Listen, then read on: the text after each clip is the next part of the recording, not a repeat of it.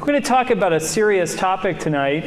I'd like to attack a general thesis that most Christians hold, defend the indefensible, and proceed to suggest an answer to change the world in 5 years or less by God's grace. And so that's a small ambition that we have. And we're going to do it out of reflection on Christianity in Great Britain. And so if you would like this title, the title for this talk could be called The Death of Christianity in Great Britain. Let's pray. Jesus, be with us tonight. Empower me, help me to speak your word. Help me to speak nothing but your word. Give us ears, hearts, minds, souls that are passionate for you. In Jesus' name, amen. Generally, when you talk in apologetic circles, or you think apologetics, we like to think of cultures moving through a slow decline.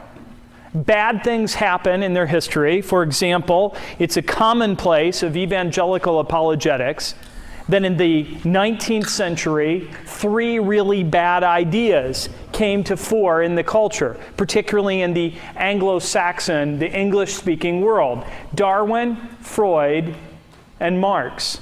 Sometimes Nietzsche is thrown in there. Now I realize that not all of those people wrote in English, but we're looking at the English-speaking world, the world that Biola grew up in, and these are usually to be held as sort of ideological forerunners of the apocalypse, that the world came to an end, that somehow we lost an intellectual fray in the 19th century and early 20th century, and that many of our cultural problems stem from that defeat.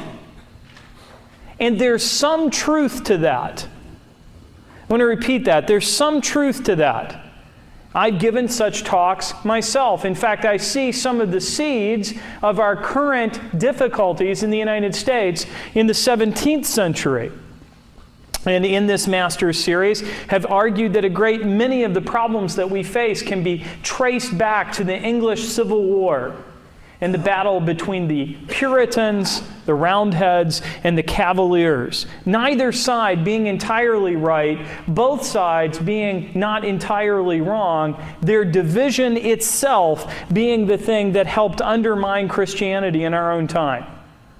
And so the disaster that we're going to talk about tonight most surely does have deep and profound historical antecedents. We didn't get up one morning and suddenly have problems. But I have become convinced through reading that the disaster that is upon us now, and that I will try to argue is in fact upon us, has its roots almost entirely in a single decade, that is the 1960s. That despite all the antecedents that produced the problem, that it was a failure of the church in the 1960s that have brought us to the pass that we are at today. That in fact you can prove by looking at British sociology that Christianity in Britain was robust in 1955. In fact, basically as robust and powerful and strong as it had ever been since they began taking such measures, and that by the 1970s, Christianity in Britain was functionally dead. Now, what do I mean by the death of Christianity in Britain? Is God dead? No, God is sovereign. He's still on his throne. He's King of Kings and Lord of Lords. Am I saying that there are no Christians in Britain? No. As the prophet discovered, there are many thousands, I'm sure, perhaps even millions in a nation of 60 million, who have not bowed the knee to Baal. But Christianity is almost without dispute dead as a cultural force in Britain and amongst young adults. All my life, I have heard about revivals in Britain. And all my life, these have petered out so that at the end of the decade, there were fewer British Christians at the end of the decade than there were at the beginning. This has now reached a terminal point. So that openly on the BBC, while I was in Britain last week, during the Queen's Golden Jubilee, Britain was referred to as a post-Christian nation. And the suggestion was that Christian prayers were inappropriate in a nation with an established Christian church on the BBC. This was not presented as an argument or as something controversial from the left wing. It was widely accepted as a truism that when Elizabeth, herself probably a Christian, dies, that Charles will not become defender of the faith when he ascends the throne. If he ascends the throne, he will become the defender of faith, because there are no longer sufficient number of Christians in Britain to warrant describing the King of England as the monarch of a Christian nation in any cultural sense of the term. Amongst native Britons, Christianity is no longer a culturally viable phenomenon. That is, when big questions are asked, people do not fundamentally turn to the church or even to broadly Christian worldview issues to get answers. Now, if you want to see how different this is, I would argue that still in the United States, even secular people outside of our major universities, and I make that exception quickly, feel the need to react to general Christian ideas. In other words, most atheists that you meet in the regular workplace are hostile actively to Christianity. If you work in an engineering department and you have friends who are active atheists and they find out that you're a born again, what's the reaction? Whoa! Confrontation. They have some vague idea, usually bad, of what you believe, and you have some vague idea of what they believe. If you pick up a newspaper, the Orange County Register or the LA Times, you're like as not to see an article from a Christian person or people attacking Christianity in the Orange County Register or the LA Times. In Britain, we are no longer worthy of being attacked because we are no longer part of the game. Our points of view don't even rise to the level culturally of being false. Now, this is not good, since I would argue that generally in such trends, the United States has trailed Great Britain by roughly 50 years. That where Britain is now has been where we will be shortly. Now, as the United States has become a dominant global power, in fact, the dominant global power, that has become less and less true. So we need not despair. But if my general thesis, which I'm going to argue for tonight, is correct, Christianity is not lost in centuries, it is lost in a single decade. And that bad sets of decisions by you, the people sitting in the pews tonight, listening to me talk, can bring an end to cultural Christianity in this nation in one generation. Now, some of you may say, well, then what's wrong with losing cultural Christianity? Well, the difficulty with losing cultural Christianity, there are lots of difficulties, but the most basic difficulty is that a great number of people come to saving faith in Christ not because they are presented with reasons for the faith, but because in a Christian nation, in an atmosphere where Christianity is the major game in town, the Christian worldview, notions of sin and redemption, are built into the very language, the very air they breathe. So when they are confronted with the claims of the gospel is easier for them to adapt, and they are more likely to come to saving faith. Looked at very simply, in a Christian nation, a nation that's pervasively filled with the Christian story, coming to faith in Christ will be relatively simple because we'll make sense. If we are, as I would argue, rapidly becoming post-Christian the way Britain is, then we will discover that Christianity will become a foreign language to the people we talk to. In the last MA Apologetics talk of this sort that I gave, I argued that our shift from a literature-based civilization to a television-based civilization has already impeded the ability of Christianity to communicate itself to people in our culture. We are people of a book in an age of videotapes or DVDs. And since God isn't likely to send us an inerrant DVD anytime soon, outside of the original Star Trek series, we're in trouble. Now, there are many strategies for dealing with this cultural shift, but I have some good news for you. Ready for the good news? Every single strategy that's ever been suggested to you has been tried by people better at it in Britain, and they all failed. Aren't you encouraged?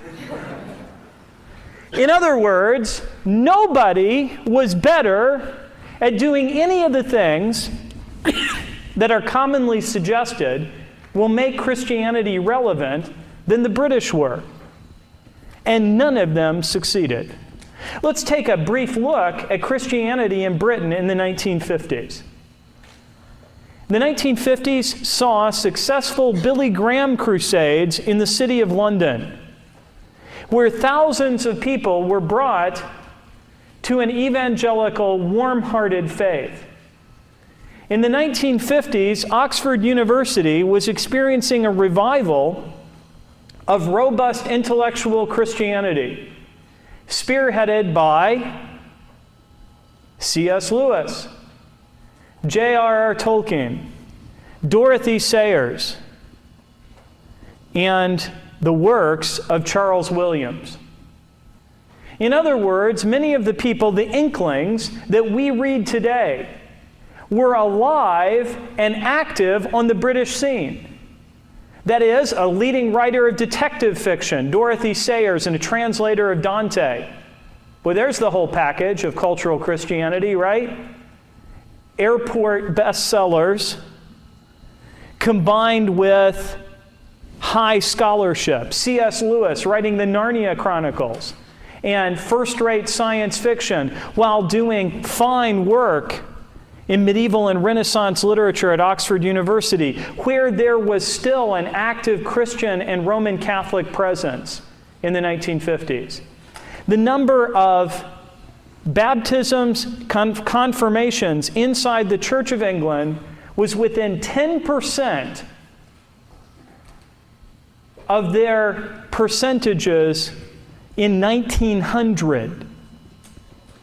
The thesis that Britain and Europe were slowly secularizing could be falsified by many nations. One thinks of Holland with their evangelical prime minister prior to the Second World War. But it can be particularly falsified in Britain, which was arguably going through a Victorian revival and renaissance of Christian values in the 1950s. By 1969, no trace of any of these things could be found in Britain. Not only was Lewis dead, but the intellectual revival that had seemingly been so powerful was long gone. If you visit Lewis's grave in Britain, something that I was privileged to do last week, the caretaker of the church knows one thing about you. What does he know? You're an American, not that you're a Christian. Why? There's almost no interest in Lewis in Britain. Outside of his children's novels, one would be hard-pressed to find anyone who cares. Tolkien, as author of The Lord of the Rings, is the only member of the Inklings who has successfully moved into the 21st century in Britain, and Tolkien's works are widely misunderstood as pagan and not Christian. So there's little encouragement to be had there. In short, a situation that was more positive than the United States in some ways in the 1950s was utterly reversed in the course of a single decade.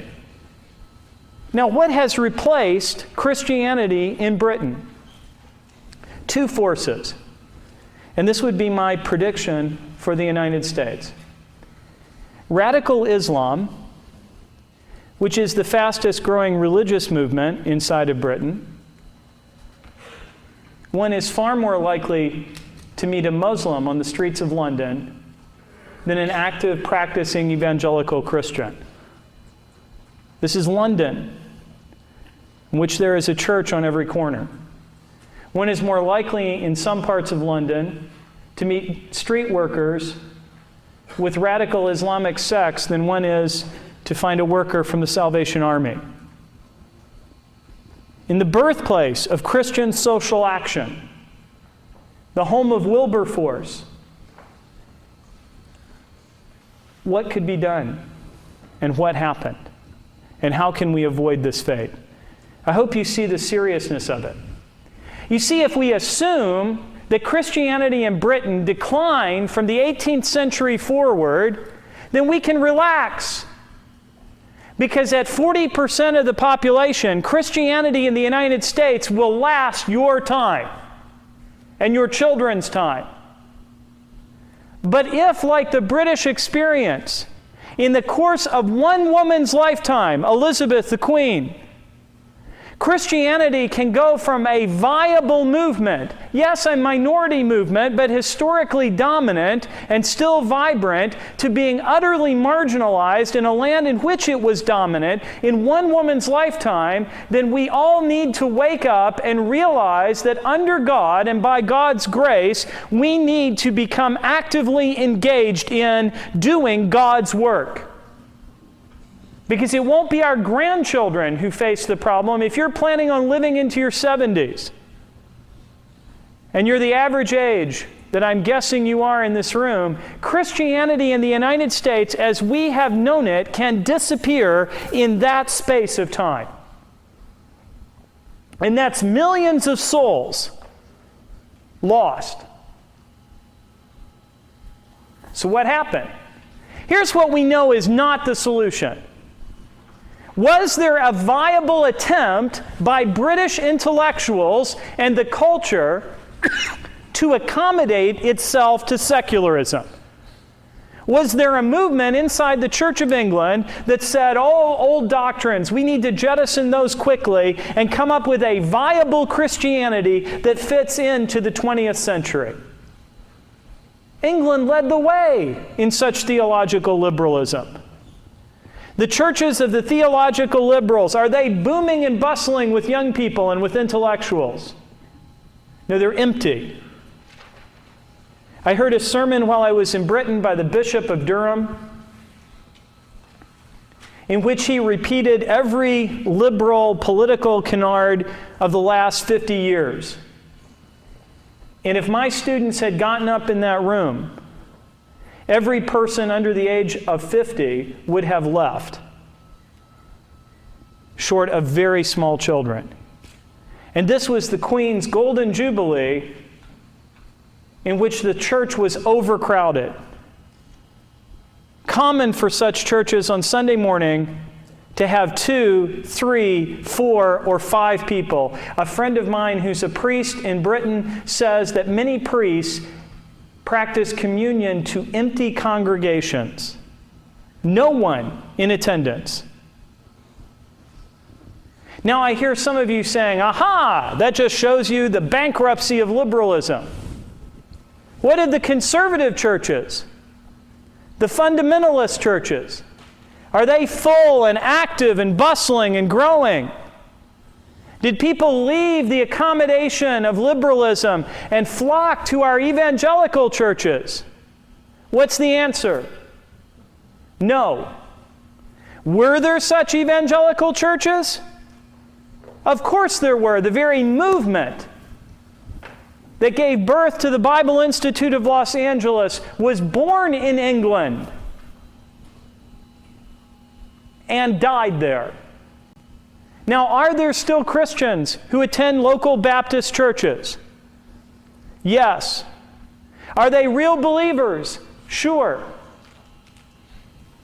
But they are almost gone as a cultural force.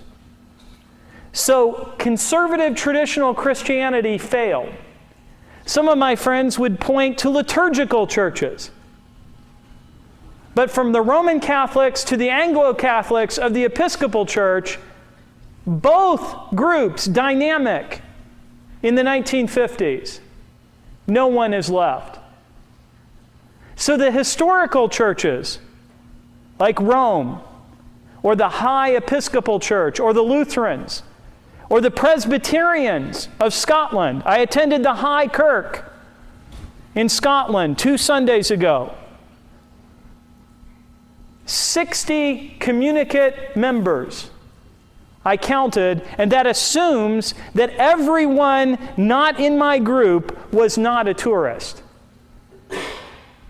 In other words, subtract my group from the Sunday morning attendance at the High Presbyterian Church, the Central Presbyterian Church of Edinburgh, and there were 60 people left. So did Calvinism survive? But it's those nasty state churches that went under. Where is the free and independent church? Where are the Calvary chapels on the corner? Nowhere. Oh yes, there's one here or there with a few hundred people, but London is a city of 7 million souls. And a big church has 200 million. Perhaps we should become more seeker-sensitive. And I sat and flipped through the British equivalent of a seeker-sensitive church, book in a library in Britain and read about their experiences. We're going to so accommodate our culture, said one writer, that we're going to start pub Christianity. Something that was viable in a British culture where teetotalism wasn't built into being evangelical. We'll get rid of church altogether and we'll start a pub in which we work in the Sunday message. In between football games, soccer, and beer. From what I could see, almost all of those attempts are failures. Or if they are successes with 50 or 60 viable people as members. So what's the solution? Intellectualism, thinking hard, did not succeed because the British church had Lewis. I have the highest possible regard for J.P. Moreland, but they had C.S. Lewis. So merely doing good work was not enough. Merely being conservative or being accommodationist or being seeker-sensitive or any number of things that we usually consider as possible answers, being Calvinistic enough, being high church enough, being historically Christian enough, none of this succeeded. Within 1 decade, the church was smashed utterly and ruined as a cultural force.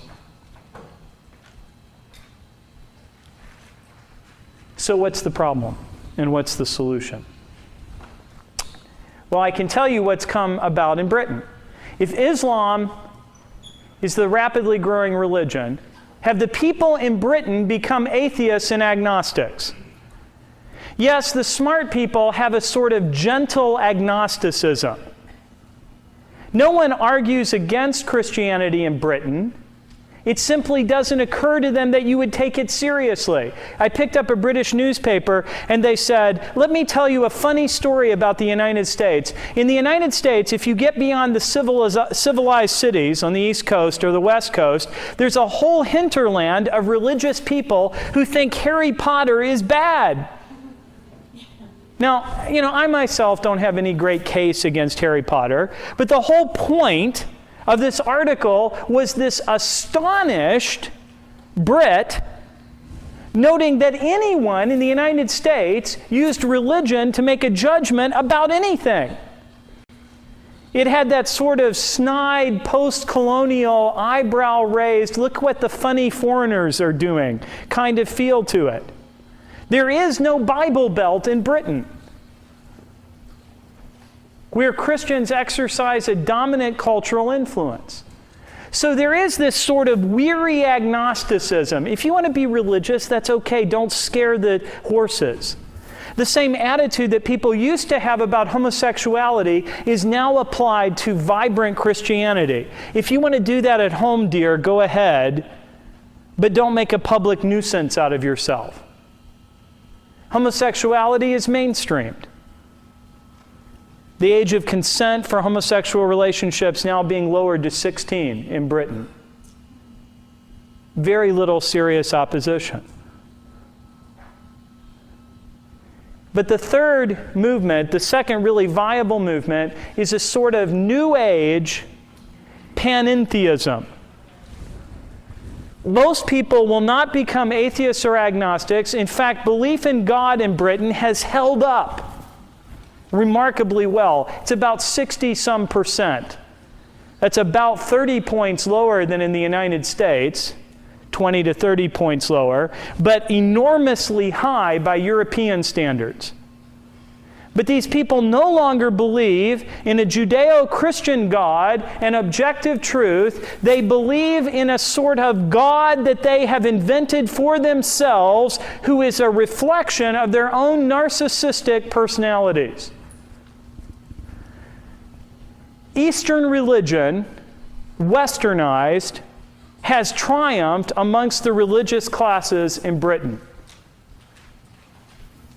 And some mixture of Eastern religious practices with vestiges of Christian tradition are the closest thing that most people have to a religious experience in their personal lives.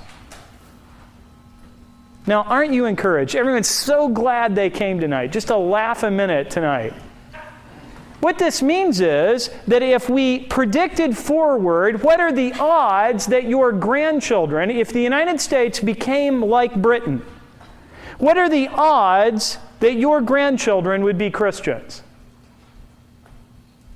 If you don't have them yet, the answer is basically zero. Are you clear on that? If you were part of the 40%, it's all well and good to talk about the providence of God, and I believe in it. But looked at from a human perspective, here's what you knew. If you were part of the 40-some percent that were actively Christian of any sort in Great Britain in the 1950s, your grandchildren are not at all Christian, period. They don't even think Christianly.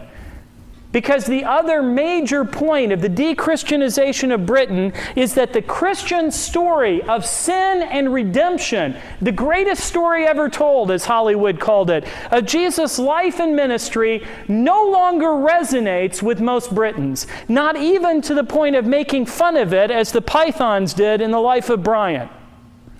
Christianity is so passé, and Christian vocabulary is so passé, that it's not even worth swearing about it anymore.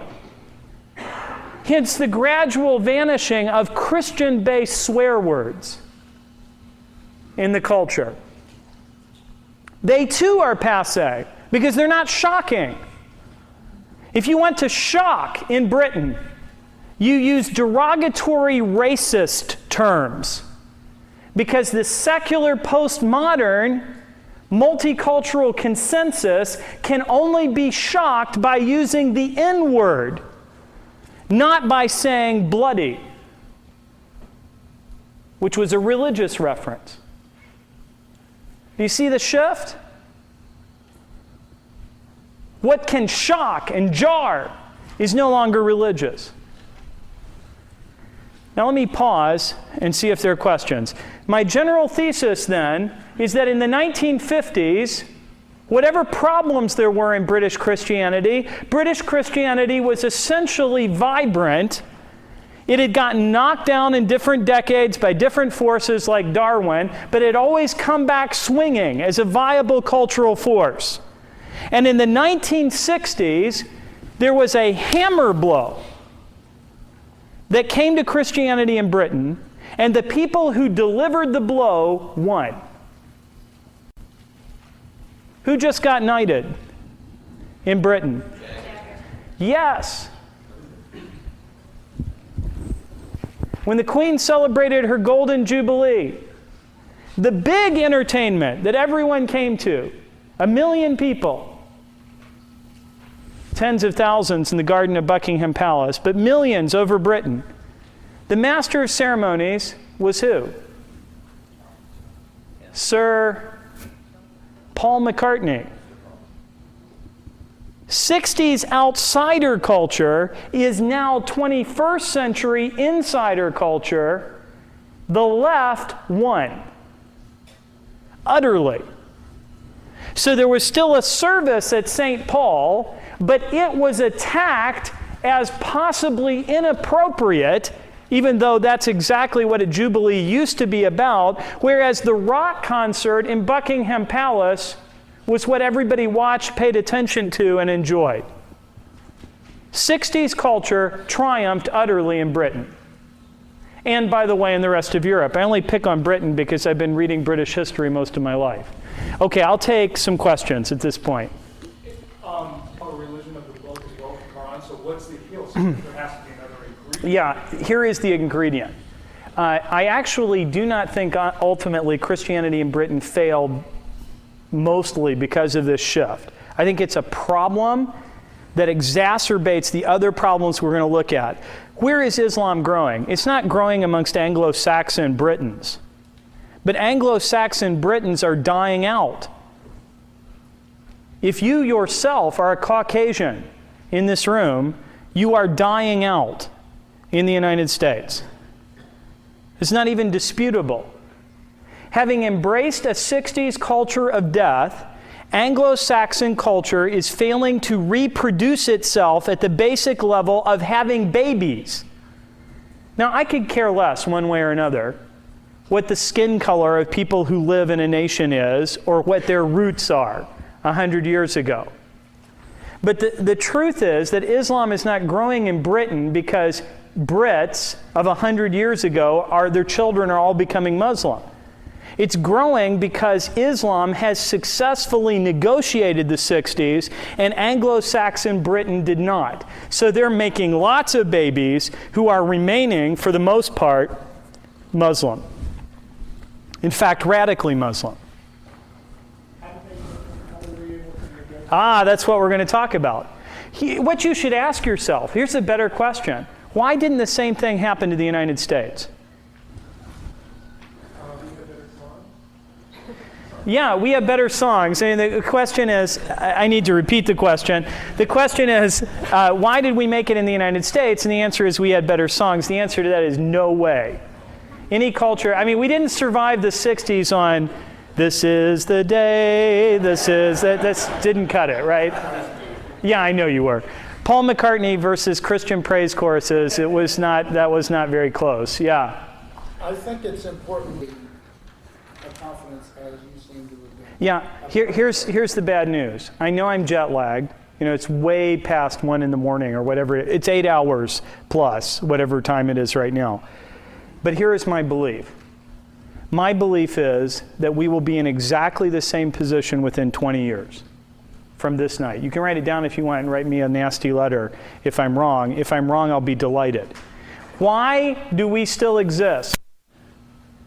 Because there are pockets, large pockets of people who don't get it yet. That's y'all.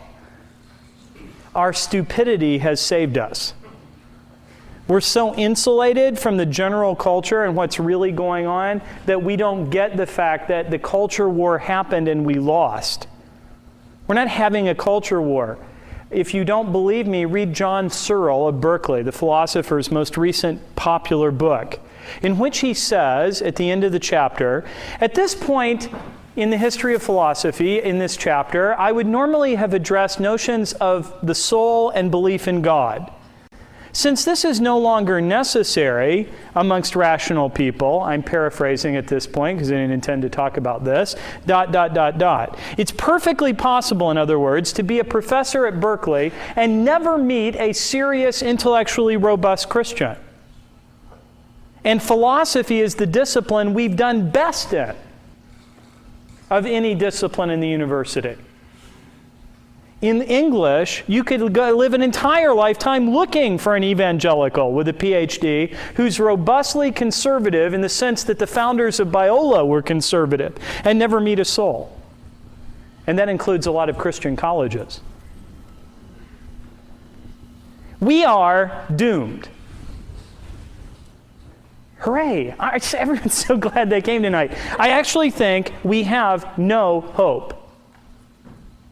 It won't be apologetics that saves us. How do we know? They had better apologists than we're likely to be able to muster. It won't be by joining your Reformed church and having a big revival, because Scotland is as non-Christian as Britain. The High Kirk fell as fast as the Anglican Church. This is the good news. What's the good news? There's good news behind all of this. There really is. Can anybody figure out what it is? If cultural trends take hundreds of years to change and we're gradually secularizing, then coming to a meeting like this is like standing in front of a giant steamroller that's just coming along an inch at a year, but its inertia is inexorable and you're going to get crushed. And even if you do your little bit, you put a little mound of dirt in it that moves the steamroller a little bit, it'll be hundreds of years before the difference happens. But if my thesis is correct, and it is indisputable in the case of Britain numerically, that a culture can collapse in a decade, what can also happen? It can be revived in a single decade too. After all, any beautiful building in Britain was built by Christians. Any book worth reading in Britain was written by Christians. Any music worth listening to was either written by Christians or, as Sir Paul McCartney would have to concede, deeply infused by a reaction to a Christian worldview. Go listen to old Beatles music. You got to be a Christian or leaving the faith to get it, folks. Even when it flirts with Eastern pantheism, it does it in a very Christian way. This is very important. Okay, what are the signs of a culture in decay, a Christian culture in decay? I will give you 3. First, a declining birth rate, which is, in my opinion, indicative of embracing the culture of death. Now, whenever one talks about declining birth rate, I want to hasten to say that this is not an argument that ethnicity is important or matters. In other words, if Christianity becomes, as Anglicanism already has become, entirely the province of Africans, Anglicanism is dead in England. Where is it growing exponentially? Sub-Saharan Africa, where they are arguing that the next Archbishop of Canterbury should not be an Anglo-Saxon Englishman, but a Sub-Saharan African. And that's surely true, since the last Anglican will be a Kenyan, not an Englishman. So I don't want to be heard as saying that there's something uniquely disastrous about white people dying out. In the end, who really cares? It doesn't matter to the church. But it matters in the sense that if your culture embraces a culture of death and you live in it, you get to live through the fall of your culture. And that's no fun at all.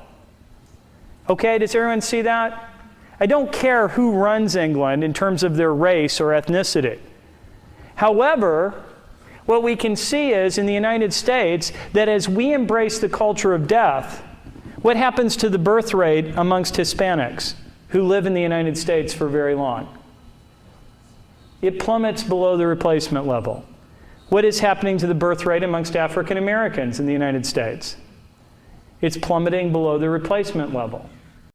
As the dominant culture of death is embraced, every ethnic group ceases to reproduce itself. Now, there are reasons for this that we'll discuss. But the first symptom of a culture in terminal decline is a declining birth rate. This was true in the Roman Empire. This is true in Britain today. It's true in every European country, as a matter of fact. And it's also true in the United States, where if it weren't for immigration, the population would decline within the next 50 years. Secondly, an increased reliance on foreign-born intellectual capital. An increased reliance on foreign-born intellectual capital. Yeah, you stop doing the hard work to get a PhD in physics yourself if you're a Brit. You hire an Indian to come and get it for you and do all the work. Your programs in the hard fields become dominated by expatriates, whereas native-born peoples major in things like communications or government jobs. Now, I'm sorry if you have one of those jobs. It's just harder to become a physicist than it is a clerk. That's not putting down clerks. It says when a culture no longer will do the hard work itself, it has ceased to be viable.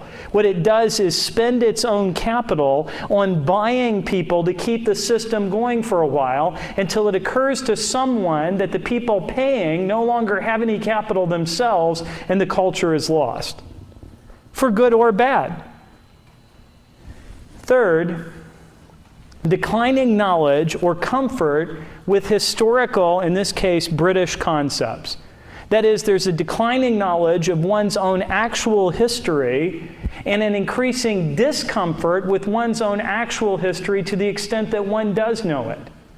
A sort of apologetic, and I don't mean in the sense of defense of, apologetic and I'm sorry view of one's own history. The United States has many of these same root problems. And in fact, they probably are terminally in place. What are the roots of the crisis?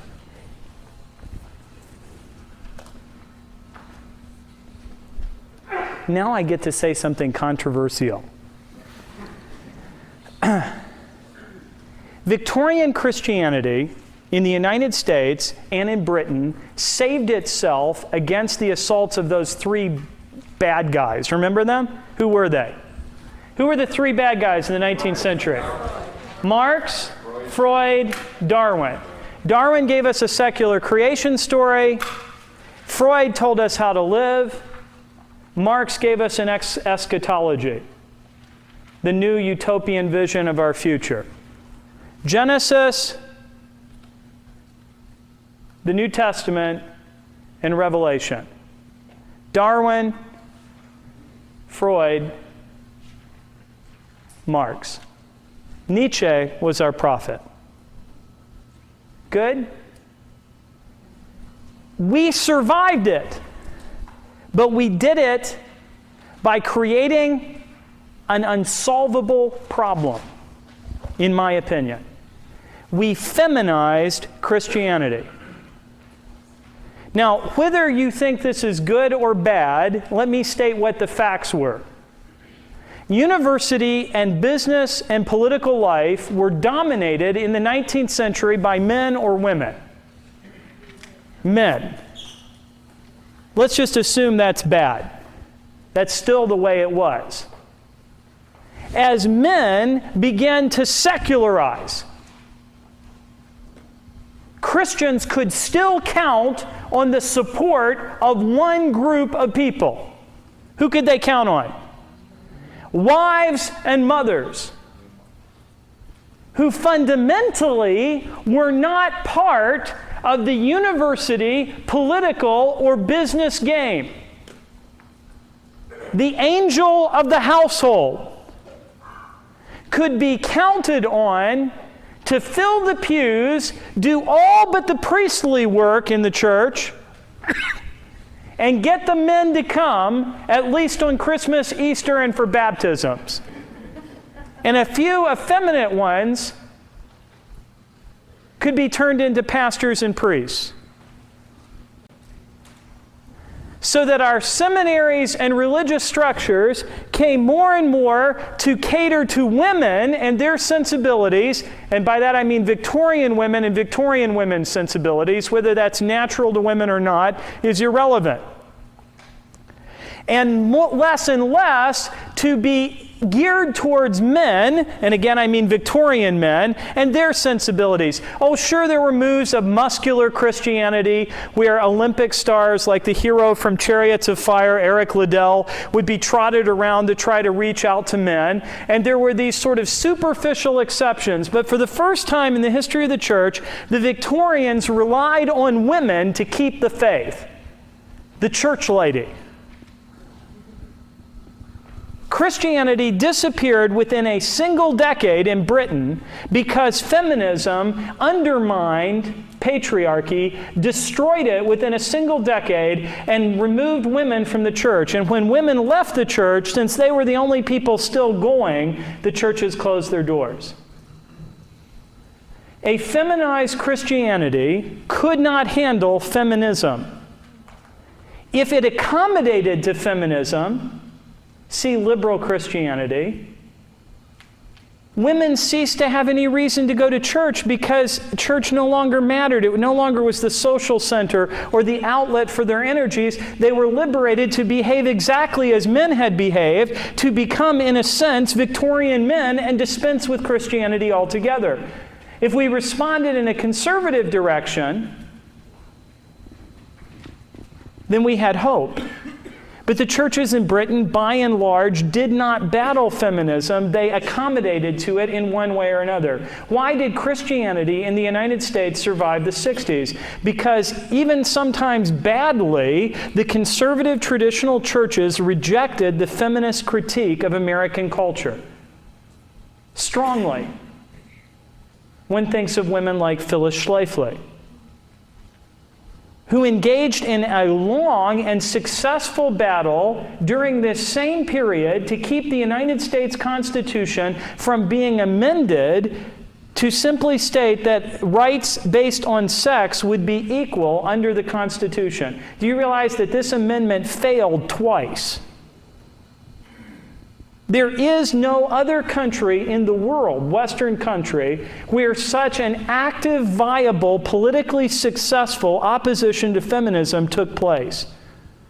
So that feminist churches, that is, churches dominated by women, survived in some parts of the country. However, we are doomed. Why? Because though our short-term opposition to feminism was successful, long-term the culture is becoming feminist, and these pockets of resistance, including the evangelical churches, are dying. One looks at the rapid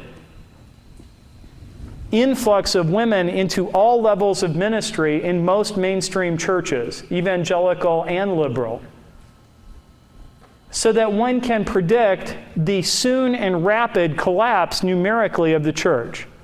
If you don't believe me, go to your church on Sunday and count the number of women in the pews against the number of men. And then imagine that at some point women became as interested in religion as men apparently are in your church. And so reduce by that percentage the number of people in your church. Most of you would find half the congregation immediately disappearing. In other words, a church that becomes feminist and a culture that becomes feminist will be utterly and implacably hostile to Christianity, which is utterly and absolutely patriarchal beyond hope of any superficial redemption. It's God the Father, God the Son, and God the Holy Spirit. To remove sexism, so-called, from Christianity would mean reworking the doctrine of the Holy Trinity. And no church has ever successfully negotiated that and survived. It's too deep and profound a problem.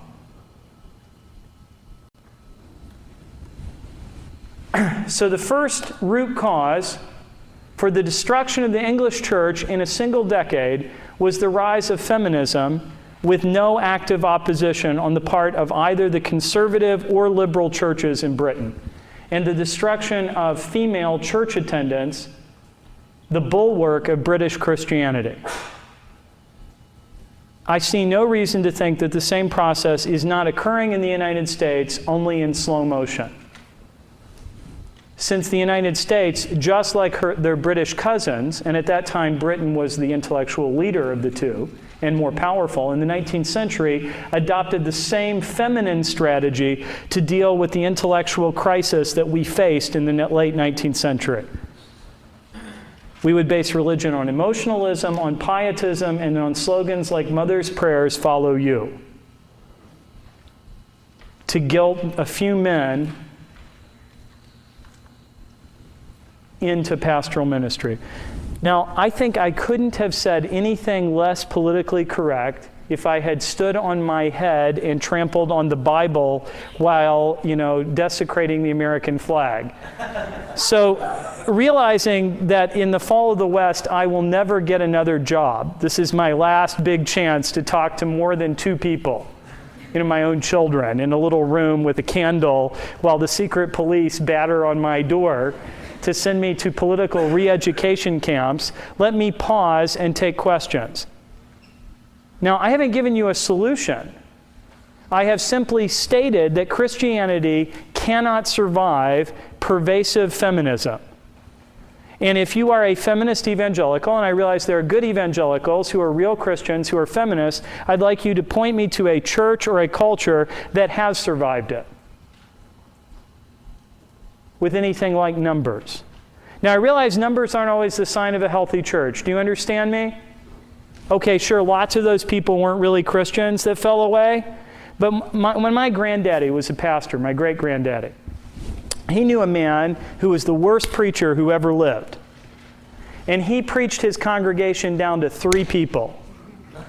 And he was proud of it, because he said, now we're down to the people who really love the Lord. And that's the truth. If you put up with that man, you really did love the Lord. Or you had sadomasochistic tendencies. I mean, there was something wrong with you. So just like there's nothing sort of virtuous in numbers, there's no virtue in being small either. It just means you lost. So, to my friends who would argue that it is possible, well, maybe, but it's like seeing Darwinian Christianity. I've met theistic evolutionists, but they're never very good evolutionists, and they're never very good theists either when I examine their philosophy. Okay, I'll take some questions. Yes. Yeah, I mostly would blame men for this, because if you look at this is the decay as much in men as in women. But in fact, the rise in teenage pregnancy has not nearly compensated for the decline in fertility of educated middle-class women. You can't have it all, folks. And women, everyone always knew that women would make perfectly fine accountants. But if a woman becomes a perfectly fine accountant, she's not going to have 3 babies. And when we've gotten to the point that when my family of 4 walks into a place, people look at it as if we were freaks. We walked down the street of Berkeley with our 4 kids, and a man ran up to my wife and said, "You didn't have to have all these children." It's like an evangelistic zeal. And my wife was so stunned she didn't know what to say, but as he walked away, she said to me, "It's a little late to tell me that now." Right? This is just a problem. But the truth is that to replace a population, one needs to have lots of families with 3 kids. And that means women cannot, by and large, Lord have mercy on my soul. Craig, you never have to invite me again. Engage in full-time careers. Why? Sperm is cheap, eggs are rare. Sperm isn't worth a darn, folks. Men just can keep making sperm for forever. It's cheap. I mean, 90 years old, still making sperm. Women get a certain number of eggs and a certain viability period, runs between about 20 when their hips are fully formed. I'm not a doctor, but somewhere around 20. I don't even play one on television. And about 35. And I don't care how many fertility drugs you take, you don't make babies by the time you're 35, it's going to be hard to have any, statistically over a large population. When we created a culture where both men and women actively engaged in work outside the home, we guaranteed that we would not produce a replacement population, period. And I know of no culture that contradicts that suggestion. Which means eventually you die out. And I know of no culture that has sustained economic prosperity with a declining population base. Do you? Economic growth implies what? Greater population. Where are the workers coming from for the new businesses? By the way, how have we gotten away with it in the United States for the last 20 years? Yes, and women going into the workforce. Imagine if all the women in the same percentage left the workforce right now. What would happen to wages? They'd skyrocket. Why? It's law of supply and demand. And there aren't enough males in the population to do all the work outside the home.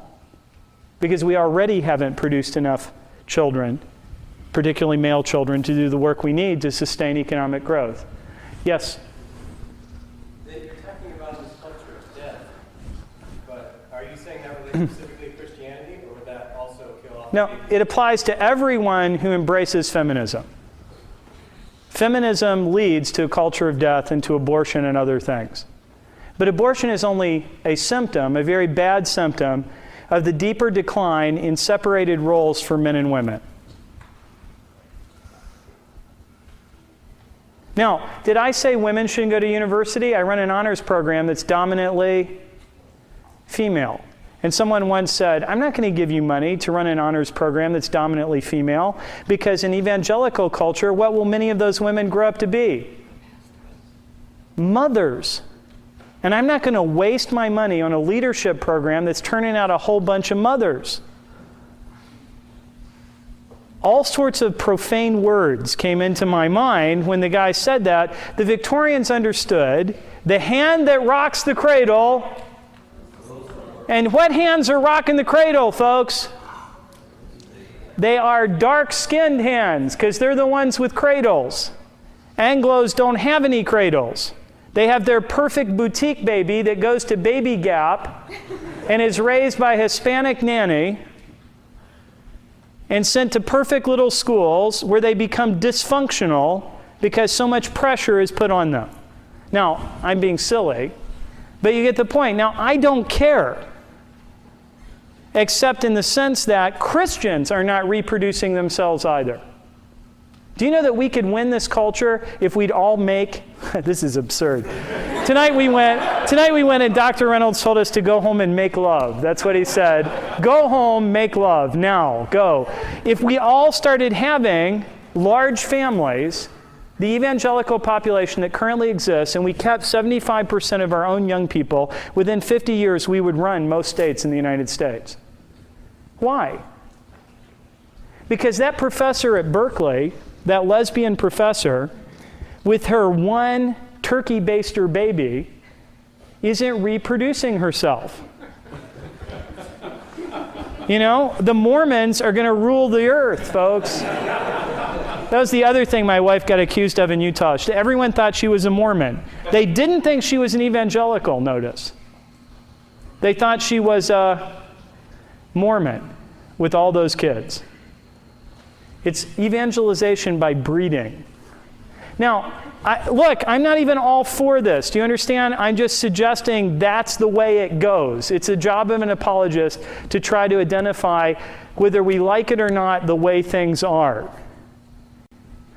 Yes? When you say feminism, can you tell me what you're talking about? Are you talking about Yes, that women and men should have equal functions inside of society and be treated interchangeably in terms of function. That could be separated from equality under the law because of ontological equality. Men and women are both created in the image of God and so should be treated the same before the law. Are women human? Dorothy Sayers' famous question. Are they in Christianity? Come on, it's not a hard question. The answer to that is yes! If you don't believe that, you're a heretic. You will go someplace in hell and be poked with big sticks. That's a bad thing to believe. Feminism says that ontological equality leads to a functional equality so that men and women should fundamentally in culture have equal opportunities and be given the same roles if they desire them. And what I'm saying is it's difficult to think of a culture that's surviving that belief. Where are the kids going to come from? That's my big question. Where are the babies going to come from? Who's going to have them? I'm serious. I'll take any answer anybody wants to give me. I've thought about this as hard as I could. As far as I can tell, this is irrefutable. You're right. He's dead right. There's no home, said my mentor Sheldon Van Auken, without a homemaker. He called it the iron law of home. No homemakers means no home. Because in the end, men aren't going to bother to come home and eat a microwave pizza in an apartment that's a mess anyway and have to take care of their one squalling brat when they get absolutely nothing out of it. They might as well live in a perpetual adolescence with some college-like roommate forever and ever. Men are generally not very good unless civilized. Women have stopped civilizing men, so we're either gay or barbarians. And then women complain when there are no good men to marry. I'm sorry, Craig. I really am sorry. Kinda. Now, what I'm suggesting is the church can't survive this, but nobody else can either. Some of you might be thinking, well, John Mark, that doesn't just apply to the church. That should have applied to every institution in traditional culture. And my argument is that no institution in traditional culture is surviving it, including the university. In fact, if you look at any group activity in Britain, I would argue they're all dying, including pubs, which are closing more and more and more as people go out less and less, sitting in front of the flickering blue light of televisions, without families. Do you realize that in Sweden, families have disappeared? There are no families. In Britain, families are dying. Families and marriage, uniquely divine institutions, will die. They are not imprinted on your genes. And they simply could not survive feminism. Okay, yes? People don't get married anymore, and they don't consistently live with the person who made their baby. Therefore, in no sense are there families in the traditional Christian sense of the word. Are there exceptions to this rule? Of course there are exceptions, but marriage is so close to dead in Sweden as to not make any difference.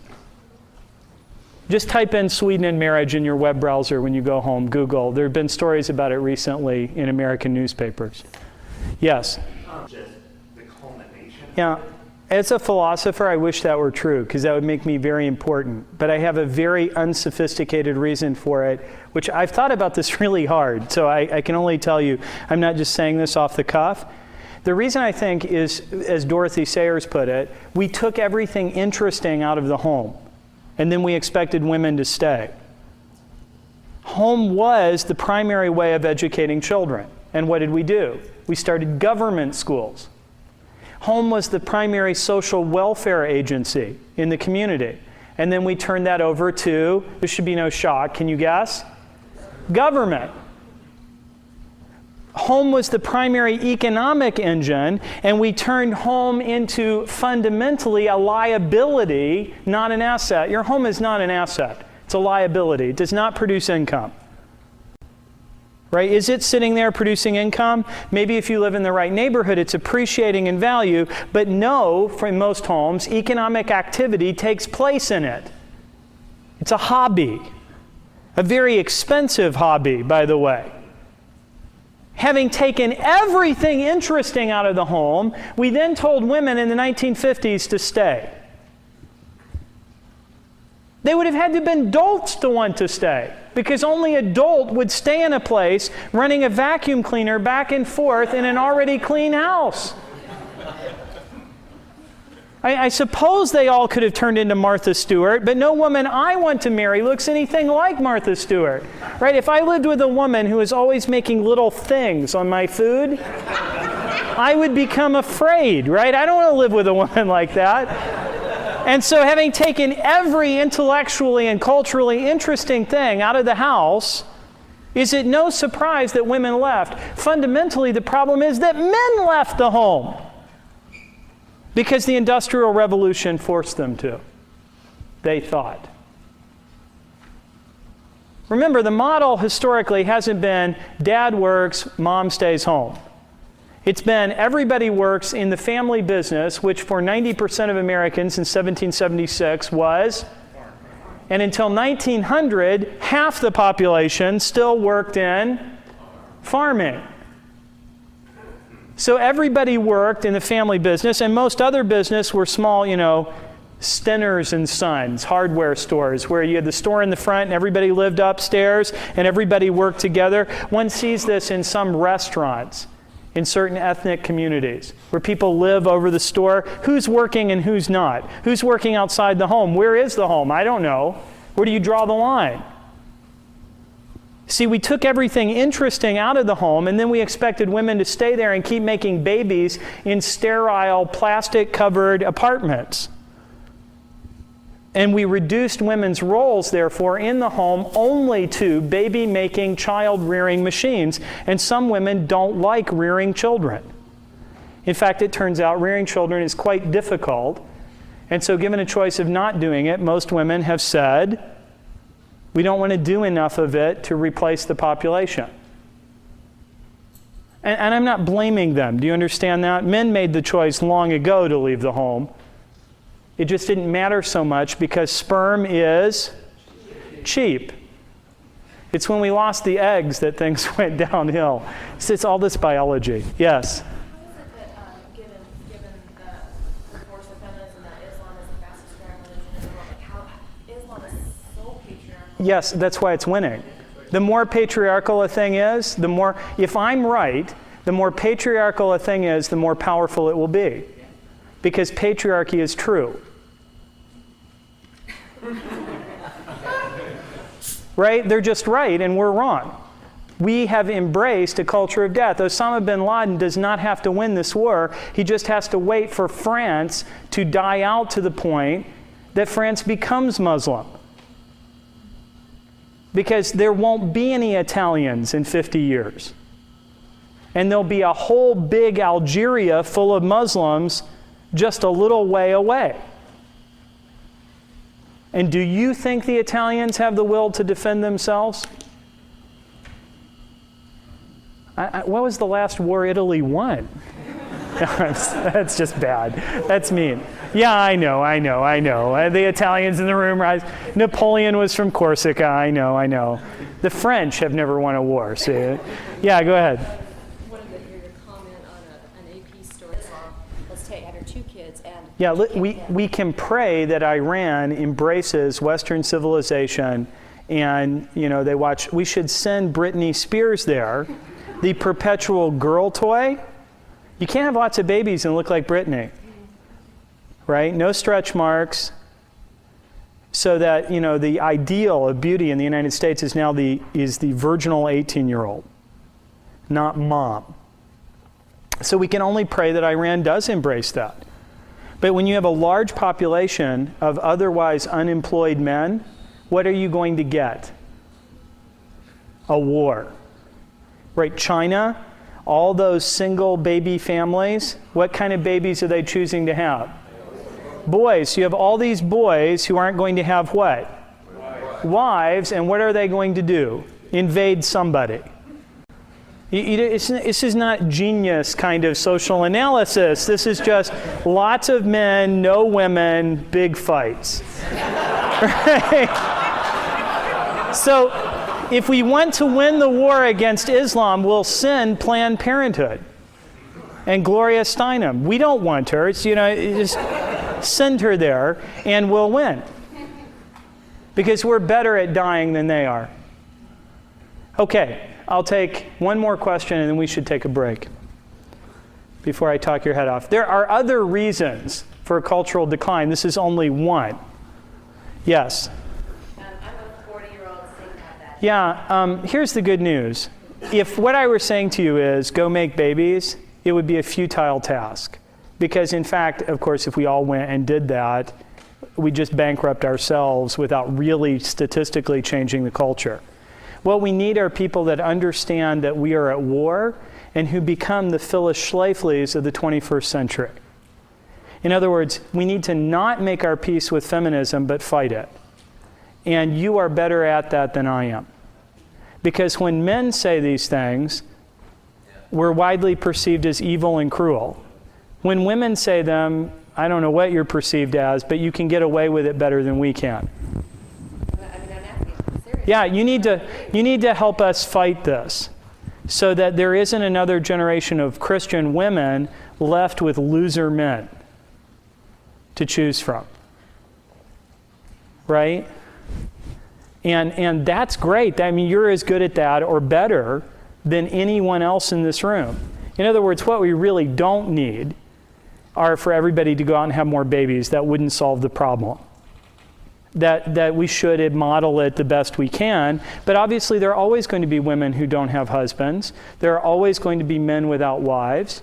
There are always going to be single people like Paul called to enormous tasks for the gospel.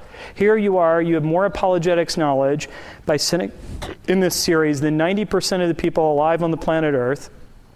Go get some women and mentor them so that they're not afraid of femininity. I have a student in Torrey, very brilliant, who's going to start a feminine club next semester. And she said, Dr. Reynolds, if I start a feminine club, I'll get killed. This is at Biola. And I said, well,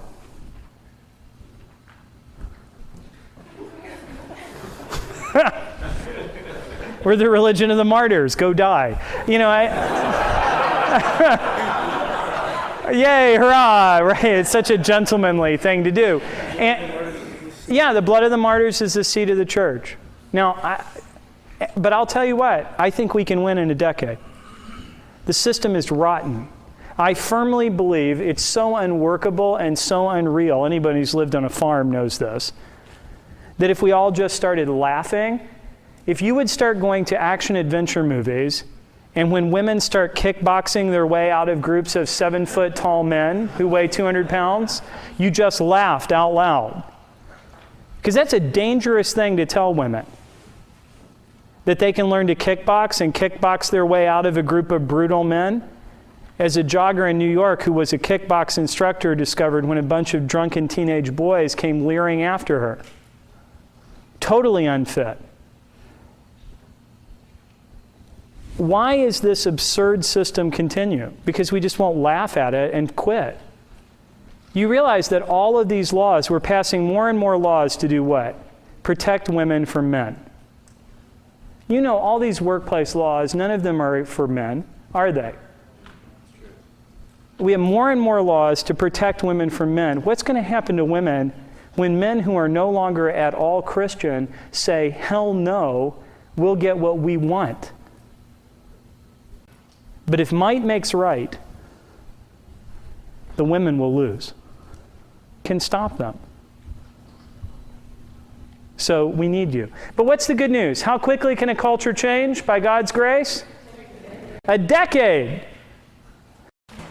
Suppose, like good friends of mine, you have chosen to have no children because you think that's what God has called you to. Am I condemning that choice for you? No, I don't know what God has called you to. For all I know, that's what God has called you to. And if we had a culture that was non-feminist, in the sense that I'm talking about feminist, you'd be doing that anyway. You could make that same choice in a traditional or patriarchal culture.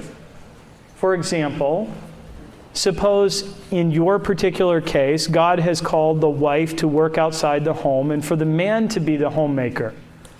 In principle, I have no problem with that.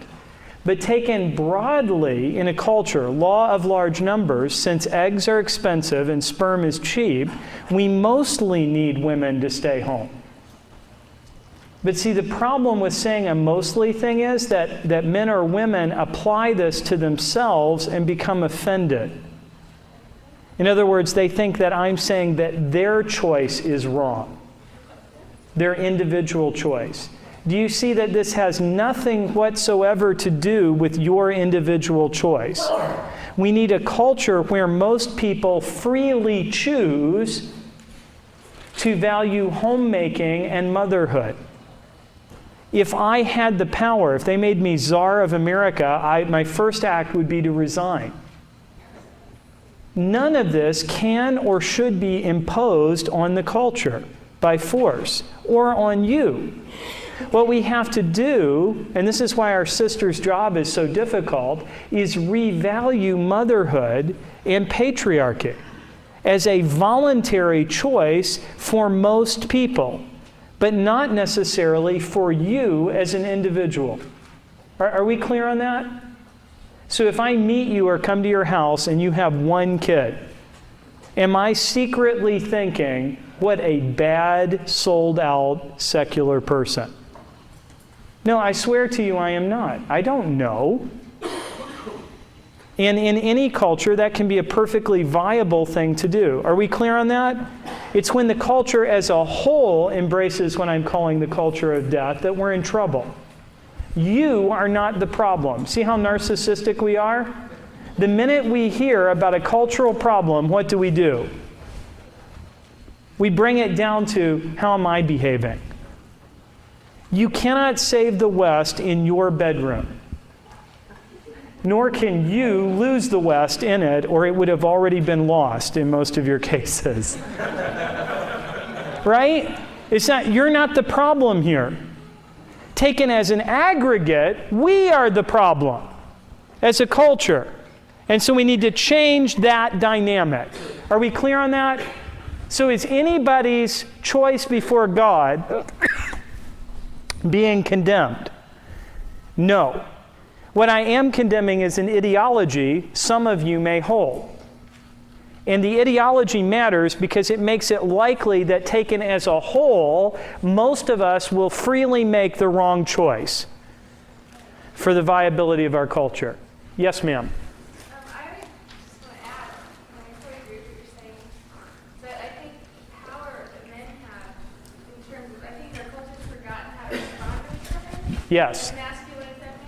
Yes. I mean, the Christian church as well. Just even knowing how to allow men to be the authority. Yeah. Without being, a doormat or knowing how to be an authoritarian. Would you like me to have you help men? The biggest thing I think women could do to help men in our culture, stop trying to be friends with them. Men have no place left to escape women. I'm serious. If you're a guy, where can you escape the sound of the female voice? It's incessant. I love women. I love my wife. But we have created a culture where, because we say that men and women are interchangeable and just the same, we're supposed to be friends with women. We have women around all the time. When do men get to bond just with men?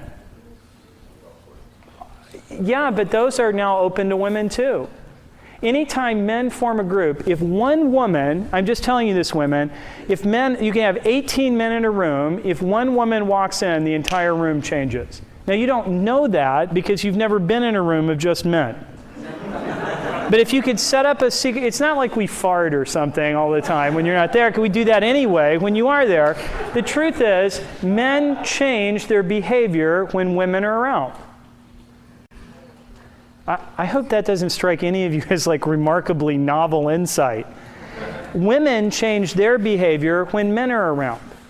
But our culture allows women to be alone with women much more easily than it allows men to be alone with other men, particularly in Christian contexts. Leave us alone. I am not at all convinced, in fact, that men can be friends with women. Read C.S. Lewis's book, The Four Loves. I am not at all convinced that heterosexual men can, by and large, be friends with women. What? Yes. You want to repeat that loudly? It's the when Harry met Sally argument. Yeah. It's the when Harry met Sally argument, which isn't an argument at all. But okay, second cause and thing we need to counter. The English church was engaged in internecine warfare. That is, it was engaged in internal warfare. Its situation looked healthier than it was in the 1950s because it appeared to have all the pieces of a holistic church, and it did, but those pieces were separated. What do I mean? For the purposes of this discussion, let's pick a Platonic division of the human into head, rational capacity, heart, emotional capacity, and hand, that is the active soul. I'm not saying that's true. I just for purposes of this talk, let's assume that you need all three parts to be a viable, vibrant human being. Does that strike anyone as controversial? Think well, feel well, do well. It's 4H. Yes, head, heart, hand.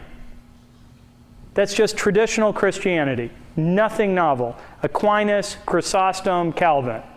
They all say it in some place or another. To be viable, a church has to bring all three things to the table. When your daughter dies of cancer, should someone hand you J.P. Moreland's Theodicy tape? No, think about it. If you unload your apologetics gun at the bedside of somebody whose daughter just died of cancer, I'll come and kill you. Right? Don't do that. Why? I've never known anyone it helped. Hand them Lewis's A Grief Observed or Van Auken's A Severe Mercy. They have a broken heart. Now, sure, at some point they're going to have intellectual questions, but some of us have intellectual questions about the problem of evil who aren't experiencing evil. And it's at that point we need intellectually viable answers, and where a Moreland or a particularly Guyvit theodicy, explanation for evil, needs to be there to unload. So in two different situations, a healthy church is able to deploy two different kinds of answers. What was the problem in the British church? There's a wonderful interview that I dug out of Decision Magazine. Decision Magazine is produced by what organization? The Billy Graham Association. They went to Britain and interviewed C.S. Lewis. Go dig up this article. And you'll know why Christianity in Britain died. Because they asked Lewis if he was born again. And Lewis, the Anglo-Catholic and Ulsterman, had no concept whatsoever of what they were talking about, and gave for Lewis a rambling, disjointed answer. I imagine readers of Decision just decided Lewis was in fact not a Christian by the time he was done.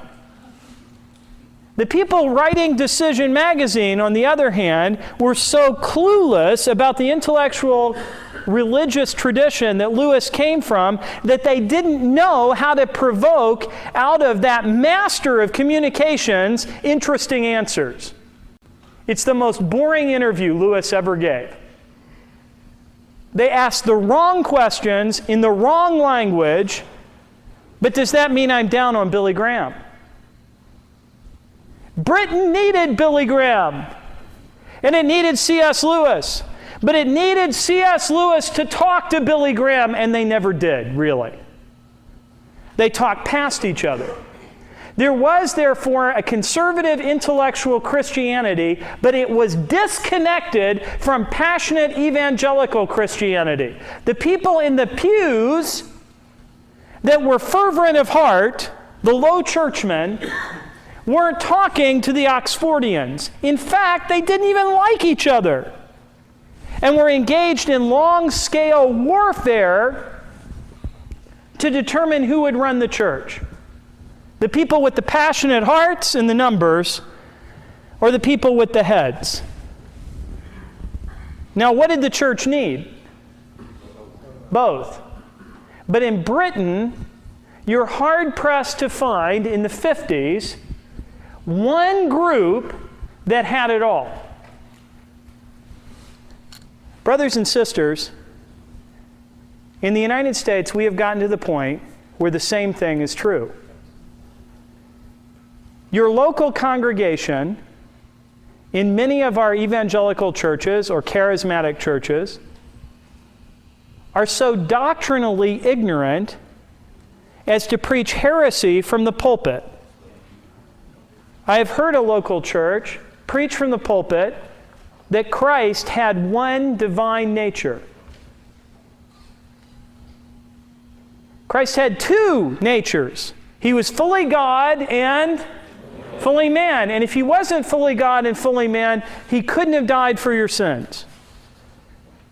And hundreds of years of Christian orthodoxy and real important stuff is on the line. And those good-hearted people at that church, and I could name it for you, and it almost came out of my mouth, but I won't, were taught a heresy that will damn them if they're not careful.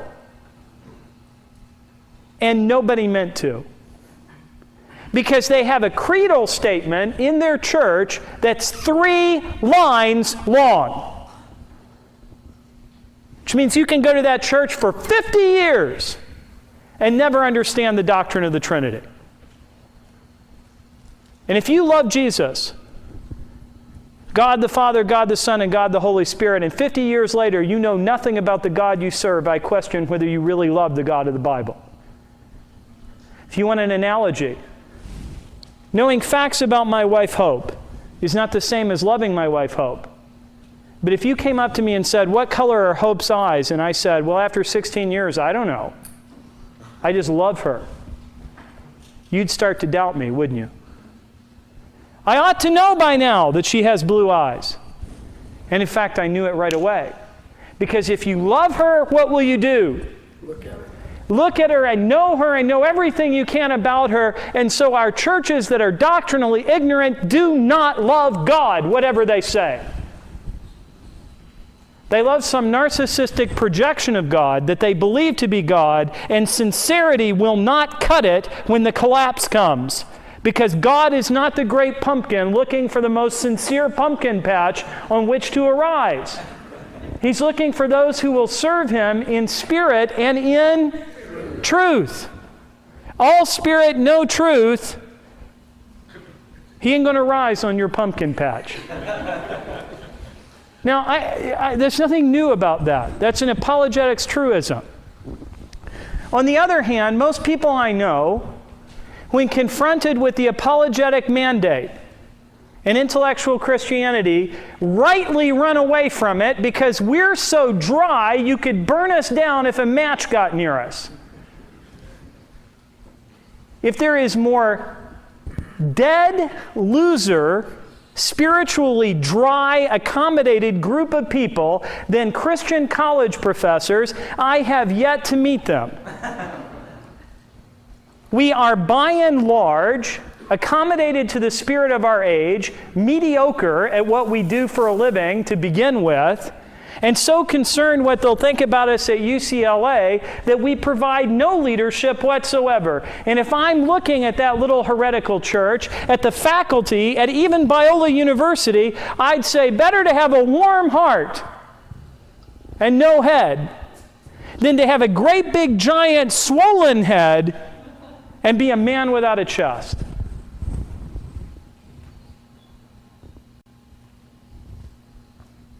I'll tell you what, If you're a Christian college faculty member and can't remember the last person you witnessed to save from immortal hell, you should quit. Right? Because if you're going to lead, you better do.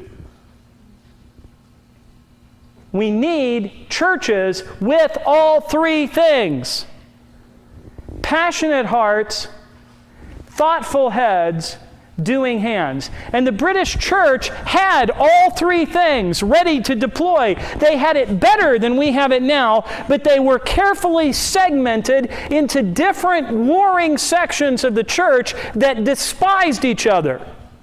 In other words, Christian intellectuals looked down on those people that went to that Holy Roller Church, and those people at the Holy Roller Church hated intellectuals and viewed them as sellouts. And the people who were out doing Christian ministry thought that both of the other groups should all be out doing missions. And all three groups thought they had the key. And I will tell you, when the test came in the 60s, it came from people like the Beatles. Yes, I actually think the Beatles matter more than philosophers, who were deploying through excellent music, head, heart, and hand to a generation that confronted a church that might reach them on one level, but not on the other two. If the church had good music, it was probably intellectually vapid. If it was intellectually thoughtful, it didn't have good culture and good music. It was stuck in the 17th century somewhere and doing it badly. And if a church was doing something, then it had no time for the life of the mind or for warm-heartedness. So the social gospel by itself died. Intellectual Christianity by itself died. And warm-hearted, charismatic, small c, Christianity by itself died. Is our situation that much different? When people turn around in your church for answers, if they're there, is there also a warm-hearted passion for people and for the cause of Christ? Is there also a social action that's making a difference amongst real people? If I'm going to say what I said about patriarchy, am I out helping women achieve, breaking their shackles? If we are railing against a culture of death, are we doing work to end abortion or prostitution? Lately, we've had scandal after scandal in the newspaper about the exploitation of children, and we should have had such scandals. But tonight on the streets of Los Angeles, there will be scores of young men and women who will be picked up and used as prostitutes in our city, and it goes on night after night after night, and it's illegal, and little or nothing is done about it. And every once in a while, a story appears in the press. But scores and scores of lives will be destroyed in this year on the streets of Los Angeles through prostitution. What is our church doing about it? I'm reminded of the story I've told often before of the Mormon apologist I engaged in an argument, and I'm not the world's worst arguer. And I feel like I had won the argument until the woman turned to me and said, I was a drug addict and I was having an affair on my husband. And the church told me to stop, the Mormon church, and they sent me home, and they paid my mortgage, and they paid my way through law school, and they took care of my children, and they restored my marriage. If you can find one evangelical church who would do the same, I will convert. And what could I say?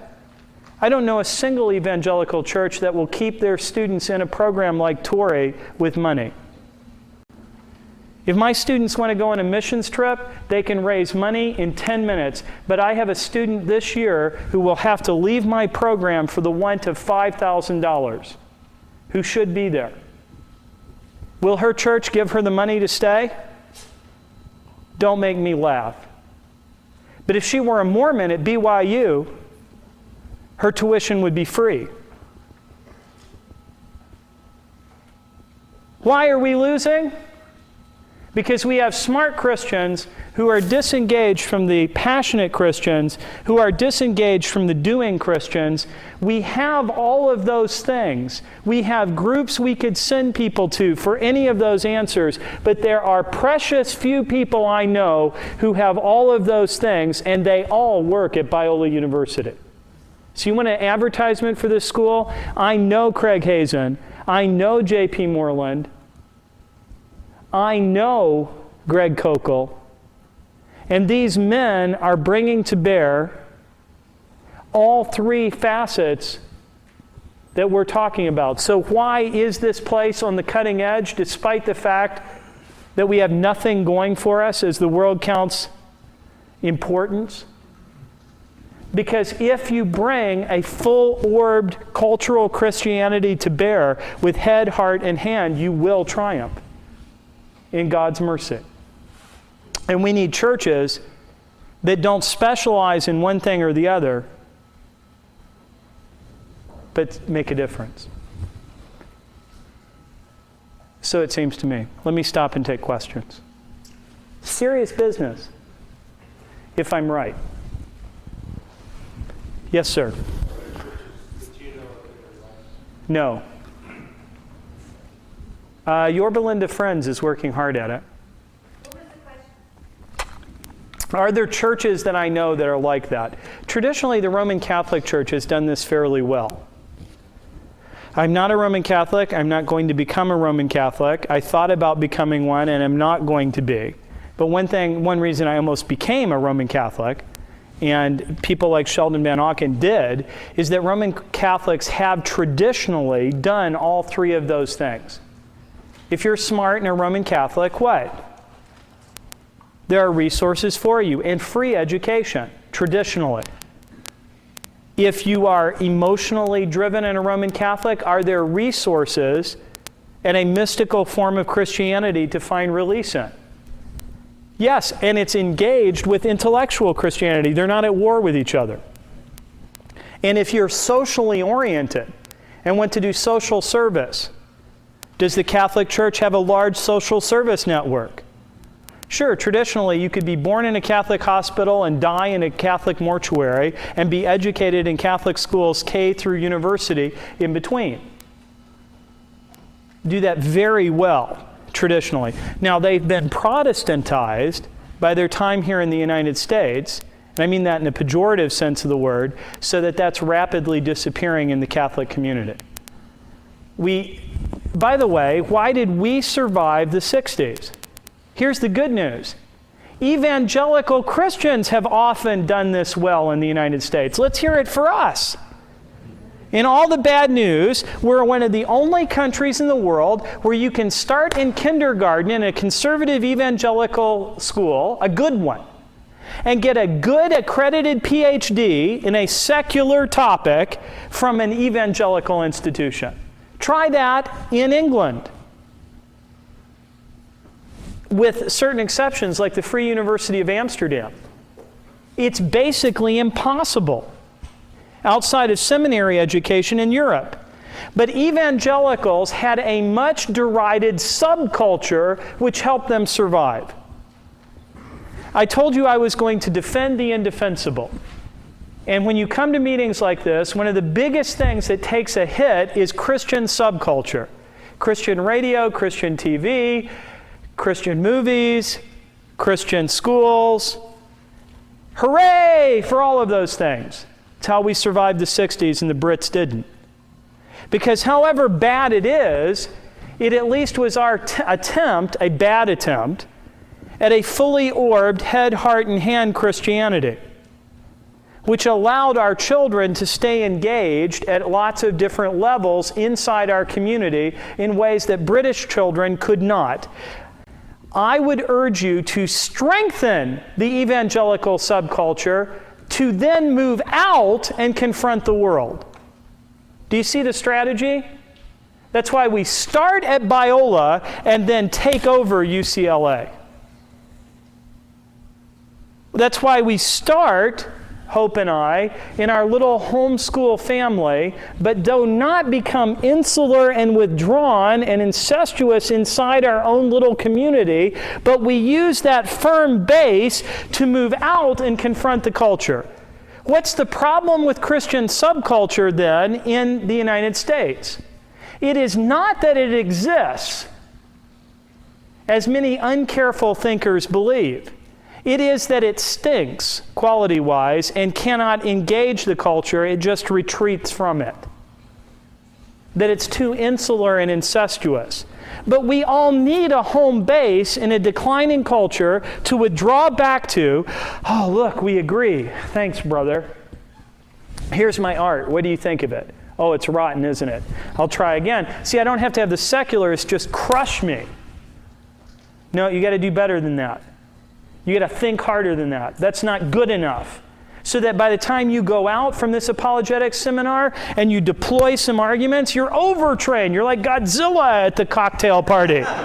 You have to restrain yourself because you'll unleash Moreland-like arguments on people that read Isaac Asimov novels when they were kids. And they have some puerile sort of 7th grade atheism, and you're just ripping through them with like master's level philosophy arguments. You have to dumb yourself down. The day is coming when Christians can be like that in music and the arts and film and in every other area. Well, gosh, all the good films are made by Christians, but we're trying hard not to just show you up. Yeah, we could force our Christianity on you because, of course, you all want to come and see our movies, but we won't because we're nice people. When that day comes, we win. When Paul McCartney, the equivalent, all of those people are found inside the church because we produce such people and cultivate them and love them. We won't have to make anybody go to church. They'll pay us $60 to go to the pond and listen to our sermons. Won't they? I just went to a Paul McCartney concert. I know they will. It was the real religious event in Southern California for a wide diversity. People my grandparents' age there, people that were small infants, all joining together, rejoicing in a secular worldview and vision that has triumphed all over the West. And they paid money to go. And I had a great time. How did the church react to Paul McCartney? One of two ways.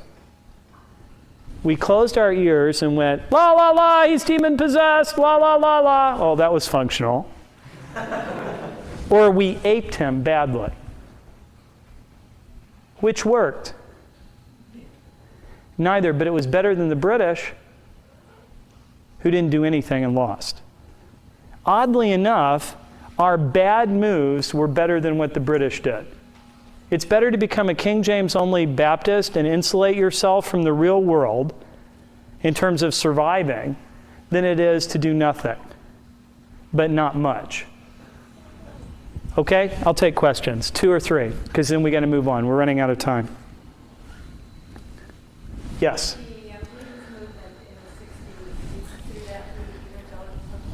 Yes, the Jesus movement is another excellent reason why we survived. What went wrong with the Jesus movement?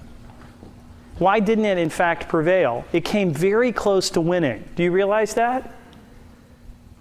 In the 60s, the reason we survived and the Brits didn't is that there became a viable Christian counterculture to the counterculture, which was actually larger than the counterculture. Why didn't we win? Because our counterculture went to E. Free Fullerton, and their counterculture runs ABC. We blew it somehow.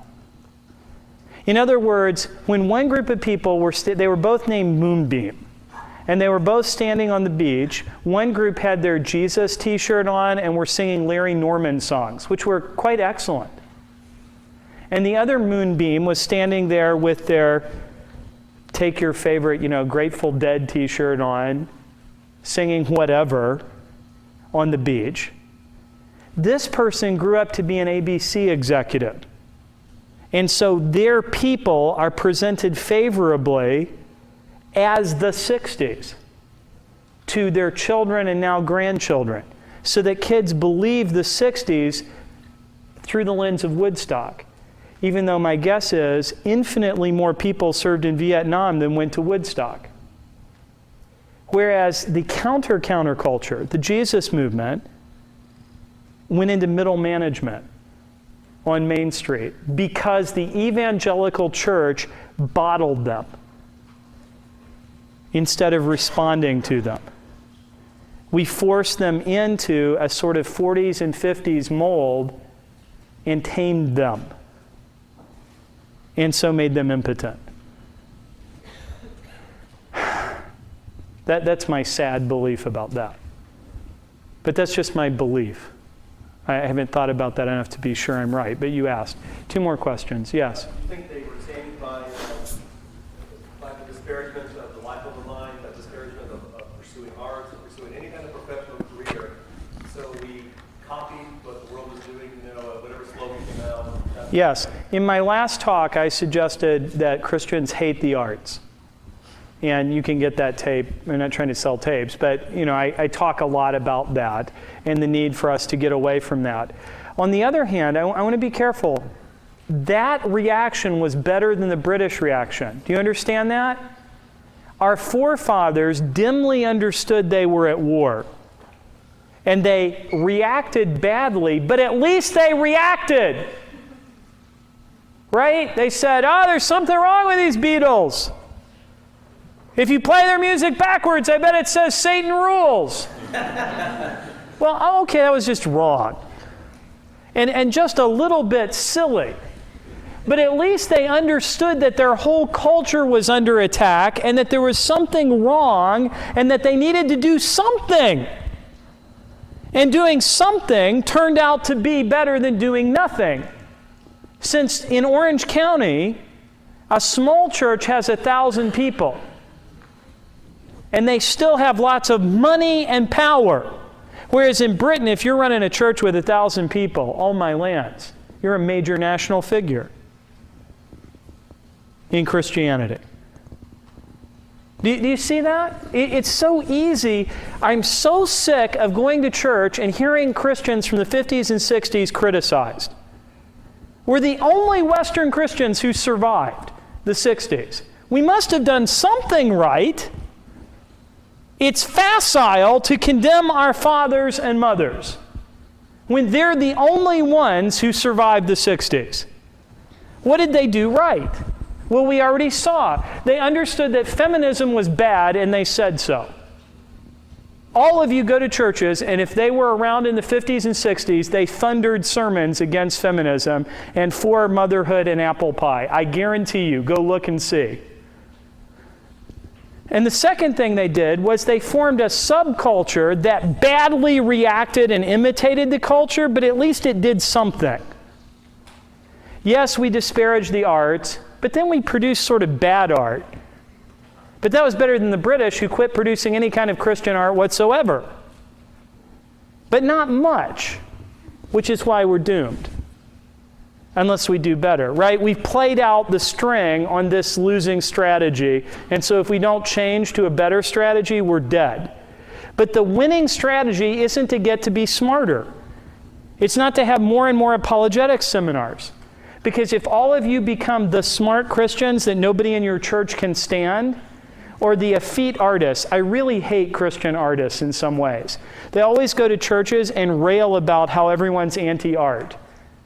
Then they produce art that intentionally disparages and upsets and is incomprehensible to everyone who's likely to look at it. And when it's incomprehensible and people get the fact that they're being made fun of, the artist then says, "Oh, I'm so persecuted." No, you're just an annoying twit. Right? It's like going to somebody's house and making fun of their house and then being upset when they don't invite you back. Now, I have good credentials in being pro-art, and I know the church can be anti-art.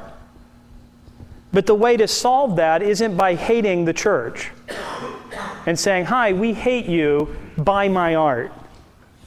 "Hi, I've made no attempt to produce art you would like, buy it." "No one will buy my art." No, they won't. And the same thing is true of Christian intellectuals. Too many of us get so smart we can't talk to the real people in our church, right? And then when we can't, we become offended with people that we really feel superior to and condescend towards. Do you see how ugly that is? And then we feel persecuted by anti-intellectual Christians when we are helping perpetuate anti-intellectualism in our churches because we're annoying snobs. Is that even possibly right? Somebody say amen. I know that it's hard. Okay, third problem. And I think the ultimate key to preserving Christian culture in the United States. We must become Orthodox evangelical Christians who are unashamed of our roots and our heritage and are aggressive in the defense of traditional Christianity. United States Christianity did something very well, and I won't even qualify this. It said, Christianity is true, everyone should be a Christian.